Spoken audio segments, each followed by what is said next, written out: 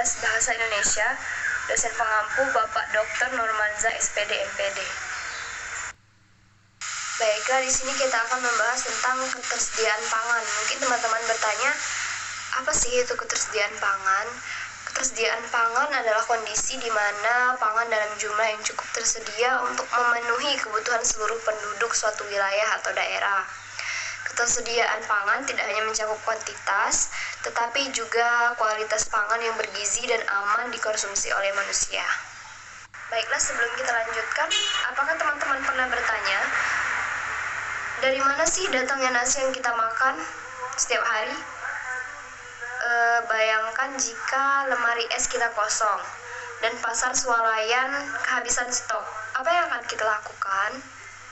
Ketersediaan pangan bukan hanya soal perut kenyang, tetapi juga tentang masa depan bangsa. Oke, selanjutnya kita akan membahas masalah ketersediaan pangan di Indonesia.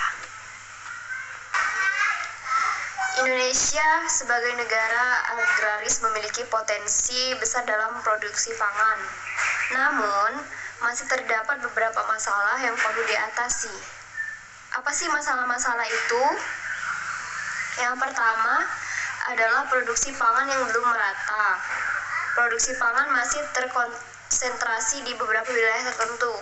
Yang kedua, kerusakan lahan pertanian, seperti penggunaan lahan yang tidak sesuai, erosi dan degradasi lahan mengurangi produktivitas pertanian. Yang ketiga, hama dan penyakit tanaman. Serangan hama dan penyakit tanaman dapat menyebabkan gagal panen. Jadi disitulah kita terhambat dalam mendapatkan ketersediaan pangan tersebut. Yang keempat, perubahan iklim. El Nino dan La Nina dapat mengganggu musim tanam dan menyebabkan gagal panen. Apa sih itu El Nino dan La Nina? Pertama, El Nino.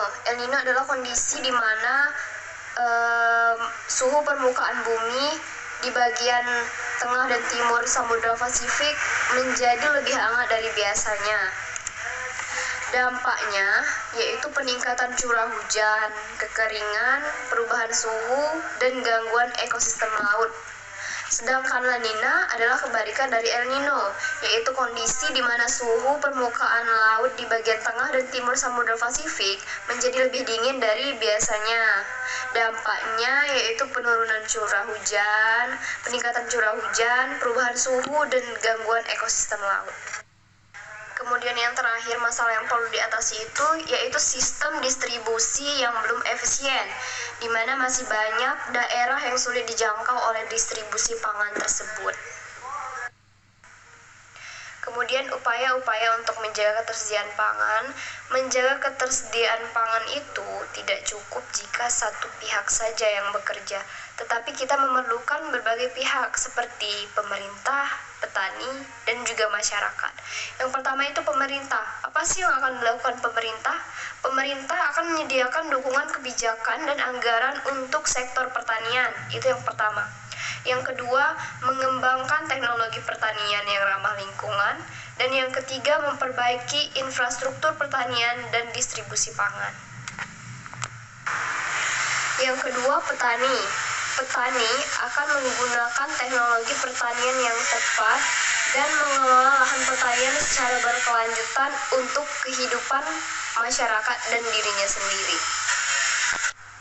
Kemudian yang terakhir, masyarakat.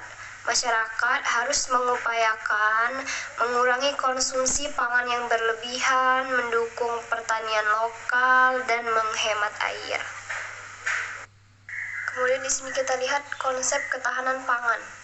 Ketahanan pangan adalah kondisi tercapainya ketahanan pangan bagi seluruh rumah tangga, sehingga anggota rumah tangga tersebut pada setiap saat mempunyai akses fisik, sosial, dan ekonomi atas pangan yang cukup, aman, dan bergizi untuk memenuhi kebutuhan pangannya guna menjalani hidup yang sehat dan aktif.